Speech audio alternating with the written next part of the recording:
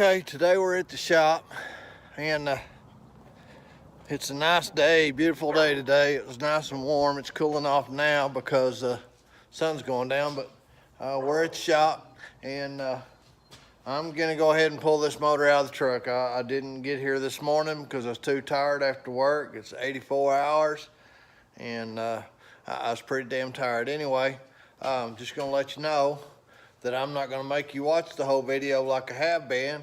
I'm gonna show you what I got to do, and then I'm gonna do what I got to do, and then we'll come back after I get it pulled out and get all my tools put up, and you know, there's no sense in showing you something you probably already know how to do. But there's 6 bolts on transmission belt housing that I got to pull off.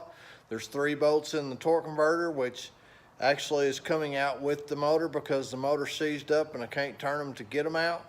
And then I've got to take out the 2 motor mounts that'll be right in that vicinity under that exhaust manifold, and then this one right here. So, you know, it's gonna be what it's gonna be, you know. I've got to get this done. I'm gonna get this motor out tonight before I go home, and I'll probably start tearing it down to you know, get it broke loose. You know, that's the only thing I know to do at this point. You know, I've tried everything that I know other than, you know, tearing it apart and cleaning all the crap out of it and then trying to break it loose. What I'll do is I'll take that torque converter off, and I'll put a pry bar on a bolt head and get it to turn that way to see how, you know, and use it as a lever on the flywheel gear, and we'll see what that can do. You can put about 50 to 75 times more force than you can with a screwdriver in where it's at actually right now, and I can get that 3-foot pry bar on there pretty easy. So anyway, I'll come back when I get the motor out. I'm gonna work pretty hard at it, so it shouldn't be too long, I hope. I don't want to be up here all night, but I will if I have to. All right, we'll see you guys later. Bye. Okay, people, here at the shop, got the motor out. I didn't do a video finishing it last night. My cat had 6 kittens last night, so I got the last bolt out and went home and watched that happen. 6 very cute little kittens. Of course, all babies are cute. So anyway, I got the motor out. It's right here.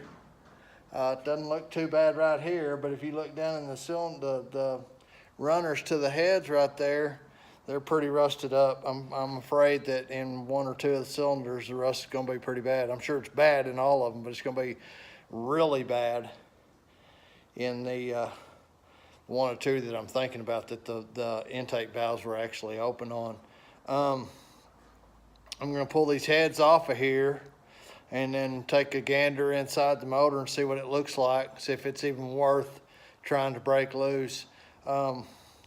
It's bad enough that the rust inhibitor or the rust remover that I put in there didn't pull it off, and I've stuck a pair of pliers in it to make sure, you know, it would work on rust at all, you know, just out of curiosity. I may not be getting enough in the cylinder, if you know what I'm saying.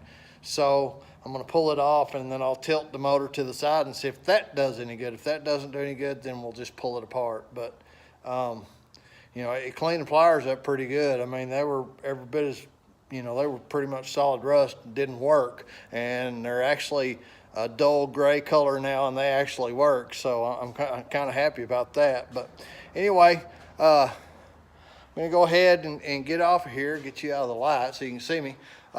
Get out of here, and I'm gonna take the heads off this motor right here, and then I'm going to give y'all another picture of it, okay? All right, we'll see you in a bit. Okay, guys, I got both these heads off, and I'm gonna show you what they look like. The 2 back cylinders on both heads are a little bit rusty. You know, other than that, they got, you know, a little bit of mess on them. They're dirty. I think this motor was burning a little bit of oil. That 3rd cylinder from the bottom looks bad, but I mean, all the valves closed. So, you know, in that aspect, I'm doing good. And then right here, these back two cylinders, see if I can turn on the light here. Yeah, no, I don't need to, I don't guess. These back two cylinders were the worst cylinders. And that's what it looked like before that stuff. And that's what it looks like after that stuff. So that stuff is actually done quite a bit of good. I got more in these cylinders over here. They look really good, considering the motor's been sitting open for as long as it has. I mean, that in there, it got the bores shiny again, you know, so I'm gonna go ahead and probably take the oil pan off. I've already made a mess in the floor, so I'm gonna take the oil pan off and drive out what pistons I can, and then see if I can get everything loose that way. If I can get everything loose that way, I'll just put rod bearings in it and check the cam bearings, and you know, it's probably gonna need cam bearings anyway. I've got the driver, so I can put it in. But you know, see, I made the mess on the floor. After 15 years, it actually still had antifreeze in it, so you know, I'm pretty happy with that. There's no chance of the block being cracked. But anyway, that's it for now. Okay guys, we're here at the shop again. Got my grandson here with me. His name is John Lee. And we got this motor apart. And as you can see, it turns pretty freely. The back two cylinders were seized up pretty good. The number 7 actually worse than the number 8. Number 7 was one I thought was better, but I didn't get to work on it. And so, you know, I put all my work into the number 8 cylinder thinking it was the bad one, and it wasn't in the first place. But anyway, the cylinder heads, like I showed you the other day, have the rust in the last 2 cylinders. Because I guess the way the motor tilts in the engine compartment, that's where all the water ran, was to the 2 back cylinders. Had I been thinking, I would have thought about that. It's an all standard motor. Rod bearings and main bearings are all standard, so I'm pretty happy about that. Pistons are standard, so it's never been apart. It's got some rust pits, some pretty good rust pits in the cylinders at the very top of the cylinder where the rings don't even go, so I may not have to worry about it. And I may try something that a friend of mine done one time. He put JB weld in the, he had a real bad scratch in the cylinder and put JB weld in it, and it ran forever. So he actually used it to drag race with. So anyway, that's it for right now, and we'll talk to you in a minute. Say bye, John Lee. Bye. Good afternoon. It's Tuesday afternoon, April 2nd. Just getting off work. I was gonna go by the shop today and finish ridge reaming. I got all the pistons out. I showed y'all that, of that block. And I was gonna go out there. I found my ridge reamer. I was gonna ream all the ridges off, take the crankshaft out, and make sure everything's good to go, and take the block to the machine shop. The machinist seems to think that I can get enough of those pits out without sleeving that one cylinder. And I told him, I said, it's got one pit in it that's pretty bad. He said, well, 40 thousandths will take most of it out, but that one is up above the rings, and I think, you know, 40 thousandths may get it high enough where I don't have to worry about it. But I told him, you know, if we need to go ahead and, you know, bore it out and sleeve it. And he said, yeah. He said, well, we can go work with that first cylinder first. And then he said, if we have to go ahead and sleeve it, then he said, then I only have to go 30 over, which is fine with me too. So you know, if I don't have to go 40 over, I won't go 40 over. And if I don't have, you know, if I can get away with 30 over, I'll go 30 over. But anyway, I'm not going to go to the shop today. I noticed when I was spinning that crank the other day that there is a nick, I guess where I hit it with a rod bolt, because I wasn't paying attention when I was driving out those pistons. And instead of putting a rubber hose, piece of rubber gas line on them like I normally do, I just left them bare, and I was pounding the crap out of the piston, that one piston, to get it out. And I realized, you know, that I'd gooched the crankshaft. So now I'm at a point where I need to go ahead and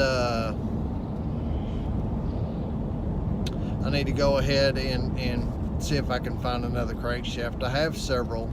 I have another motor at home, but it's also seized up, but I think it's going to end up being worse than the one I just worked on. I'd like to hope not, but chances are it is, because it's been actually sitting outside open for a while. I know it turned for several years pretty freely, and I can still get out there and turn it. In fact, I may stop by the shop just to get a pry bar so I can go home and see if it'll spin.